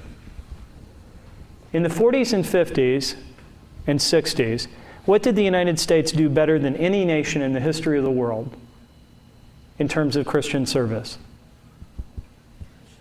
Missionary work.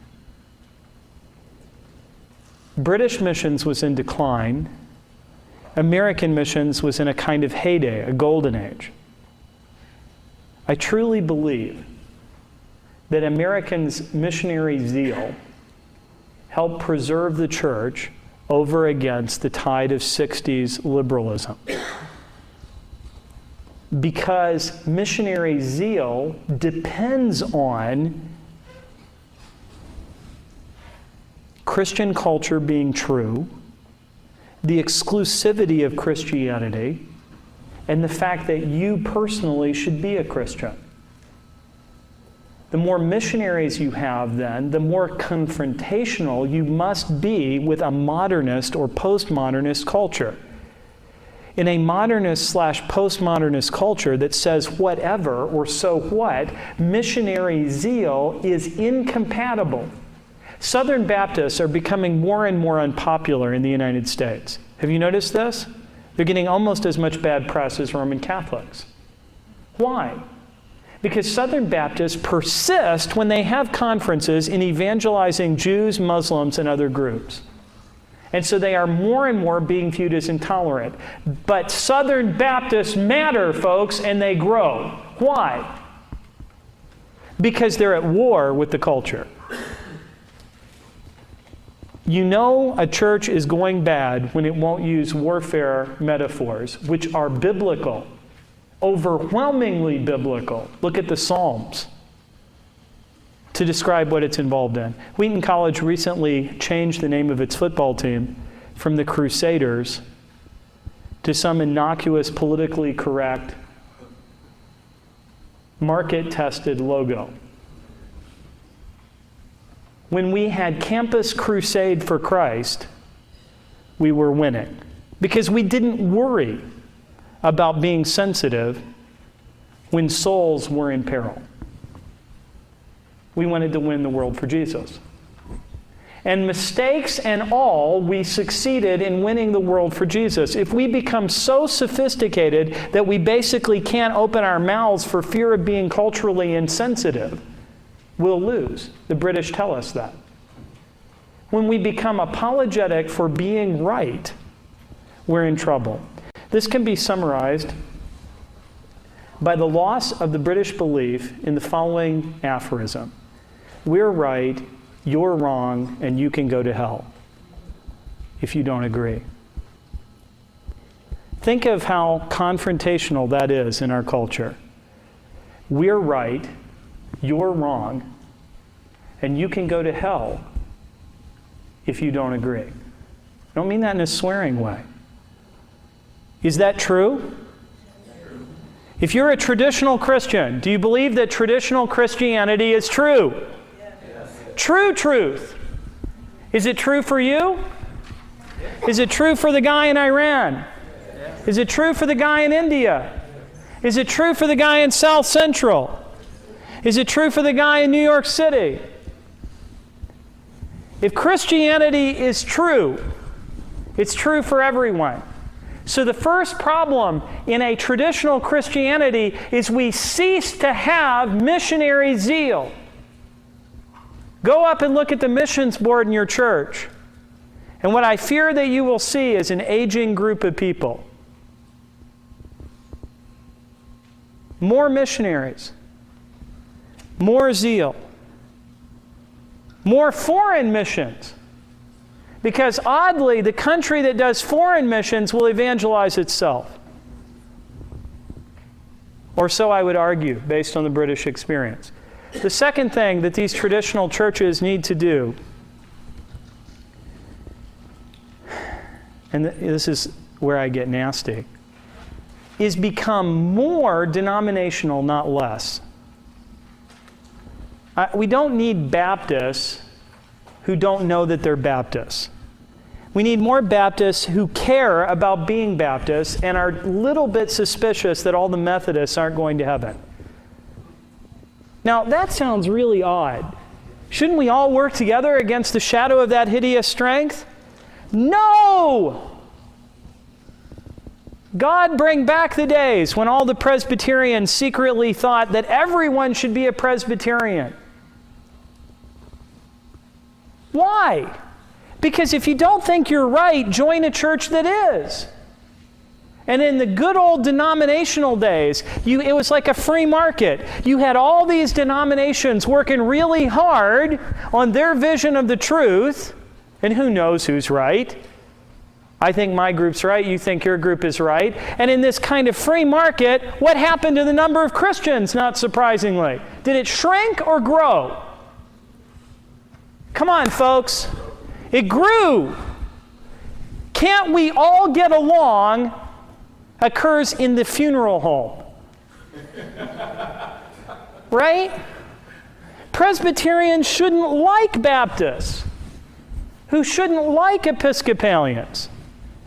No, we should agree on mere Christianity. That's the kind of ecumenical movement that's good. But my dad just went to a wonderful conference published by one of my favorite magazines, Touchstone. We are groups of Christians, evangelical, Orthodox, and Catholic, work together on areas of common interest.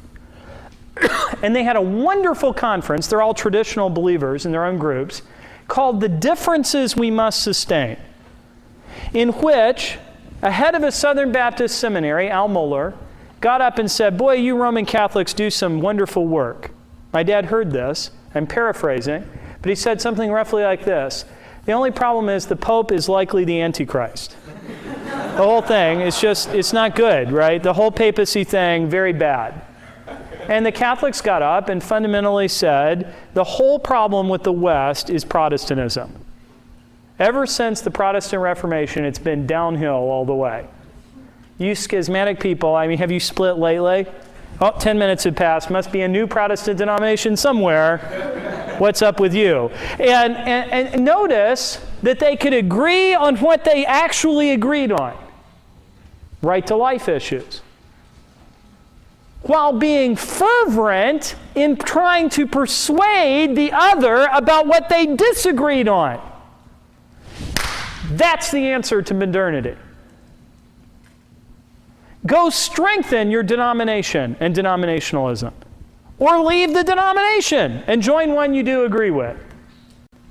I'm so sick of churches named things like the way.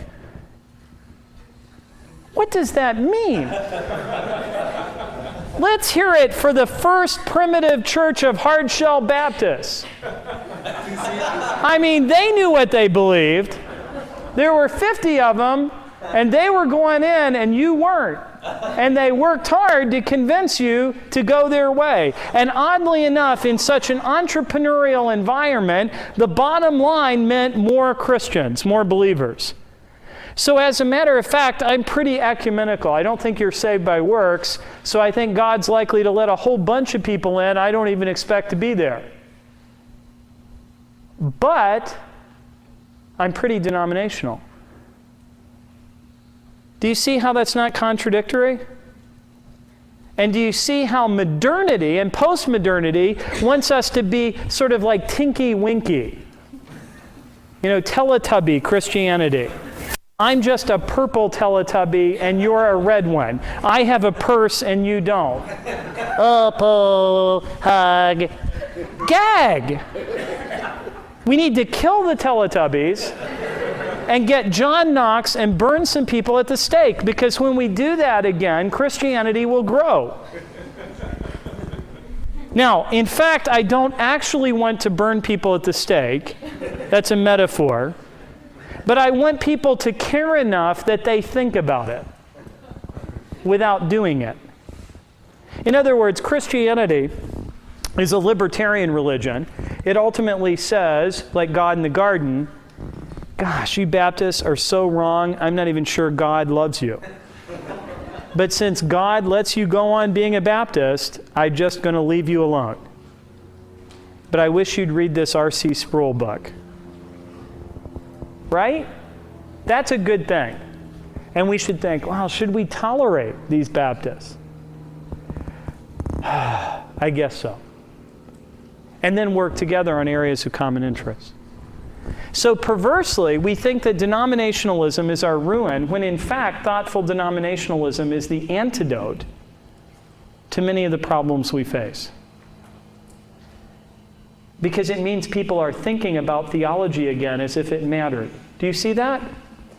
If theology doesn't matter, if it's just a matter of personal preference, then we can have statements of faith that are 3 lines long, and then we really all can get along because there's no content. Oh, you baptize babies, we baptize adults. Oh, who cares? Well, you better care. People died for both of those positions. And when we start caring again, oddly enough, the church will grow, because Christianity will be something that's impacting people's daily lives, and they'll care about those things. Now, ugly denominationalism of this burning at the stake variety really does turn people off. But strangely enough, turning people off doesn't prevent the church from growing. It, in fact, encourages growth. How do we know? Who ever met an offensive British Christian? They were so inoffensive, they disappeared. If we're going to disappear, let's have a church of lions, not of rabbits. There's nothing offensive about a bunny, but bunnies get eaten. Lions don't. Finally, we need to give up the notion that Christianity has global solutions. C.S. Lewis once said that when you come to a talk like this, the interesting part is the part called the problem. And the dangerous part is the little short conclusion called the solution. It's the chapter at the end of the book. And you can't sort of disagree with the problem, so by the time you get to the utopian solution, you're swept away. I would like to suggest to you that there is no solution to the decline of Christianity in the United States, that we are in fact doomed unless there is a real Holy Spirit, so that you should all go out and do exactly what God calls you to do and forget about it, and have no plan. And that if we're not careful, we'll plan ourselves to death. There is no global solution to the decline of Christianity in the United States. We have broad cultural problems that need to be addressed on a local level in thousands, literally, of different ways, which means we need to revivify the local church at the expense of the national church. And the problem with the British church in the 1950s is that it was too often subject to national solutions to local problems. We need to be bottom-up Christians, not top-down Christians. The solution to our problems will not come from an ideologue in Rome or Constantinople or Geneva. The solution will come when La Mirada Christians apply the Spirit of God to the situation here in La Mirada and stop using music produced by homogeneous Christian publishers and begin to produce a uniquely La Mirada style of worship and music, a uniquely La Mirada theology, addressing the questions asked by people in Southern California in this part of the country with this ethnic balance, while maintaining the universal truths of the church triumphant in a culturally confrontational manner. These are not contradictory. About the majors then, Nicene Christianity, we become implacable and immovable. We are cultural conservatives. But on a local level, we become cultural innovators, so that a church in La Mirada should not look like a church in Yorba Linda any more than it should look like a church in Georgia. But in the United States, we have become homogeneous, so that you can attend a church, a Calvary Chapel, in Southern California, or Ulaanbaatar, Mongolia, I know I've done it, or New York City, and close your eyes, and they will sing the same songs with the same format and generally the same message. Just as animals on farms or plants on farms that are homogeneous can be wiped out nationally by a single virus, so a church that has adopted one-size-fits-all solutions, whether from popular apologists, from musicians, artists, or religious leaders, to every possible regional problem, when this occurs, Christianity in the United States can be wiped out in a decade. When Christianity in Britain was regional, Scottish, Welsh, Yorkshire, Cornish, then diseases in London could not travel far. When there got to be a British Christianity to be destroyed, it could be destroyed in a decade. Southern Christianity survived the 60s well because it was not culturally in tune with much of 60s culture, because Southern Caucasian culture was different than that of the mainstream counterculture of the 60s. And so for young adults, Elvis Presley might speak to them, but the Beatles did not. And so the southern United States, both Caucasian and African American, survived the 60s counterculture fairly untouched because it was regional. You will notice, however, that amongst evangelical Christians, regional distinctions and denominational differences have almost disappeared. So that if we go to war with the counterculture again and manage to lose this time, there'll be nothing left. Our speakers are national, our leaders are national, our solutions are national. But as a libertarian, because I believe the Bible is libertarian, I believe that the solutions will come not even at a church level, but when thousands of homes uniquely before God begin to form real homes with real homemakers, whether they be men or women. And when they begin to create hundreds of different kinds of music, hundreds of different kinds of literature, most of it junk, since 99% of anything is junk, but unique and immune to the spirit of our age. So what is the solution to the fall of the West and the de-Christianization of Britain? One, we must restore patriarchy. One household at a time. Men must begin to lead and women must follow. By and large, men must return to their homes and women must follow. The home must again become the center of intellectual and economic life for most Christians. Secondly, we must become more confrontational, not less confrontational. We must become more denominational and more local, not more homogeneous and more united. We can unite on things like pro-life that do unite us, and we should. We should stretch the tent as broadly as rational discourse will allow it to be stretched. But we should not pretend that Roman Catholics are simply Protestants with collars. Nor should we pretend that Protestant distinctions do not matter. They do. And we should not attempt national solutions, but should revive regionalism and local solutions to local problems. Finally, British Christianity fundamentally declined because one generation failed to transmit its values to the next. From 1900 to 1960, when one examines the stories of the lives of British Christians, the church and Christianity plays an ever smaller role in the lives of even Christians. The church itself becomes a place for Sunday activity and not for the daily life of the village. Whereas in 1900, the church was frequently the place where you met your mate through dances and other activities. Many churches in Britain actually had pubs where social life of the community took place or where schools occurred. More and more churches in Britain by the 1950s had become mausoleums, museums that people faithfully attended for doctrinal reasons that had little to do with their lives. In the same way, American churches are more and more places we go to the way we go to our vacation homes. We could opt out of going to them, and our daily life would not change at all. I am not advocating more religious services.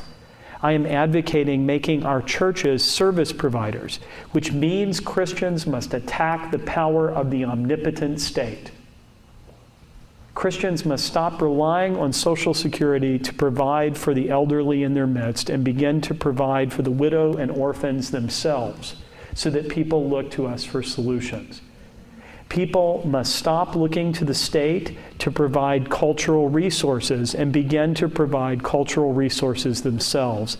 People should begin attending churches because it's the only place you can go see a Shakespeare play or hear a Bach piece done or hear new cutting-edge music that's never been produced anyplace else.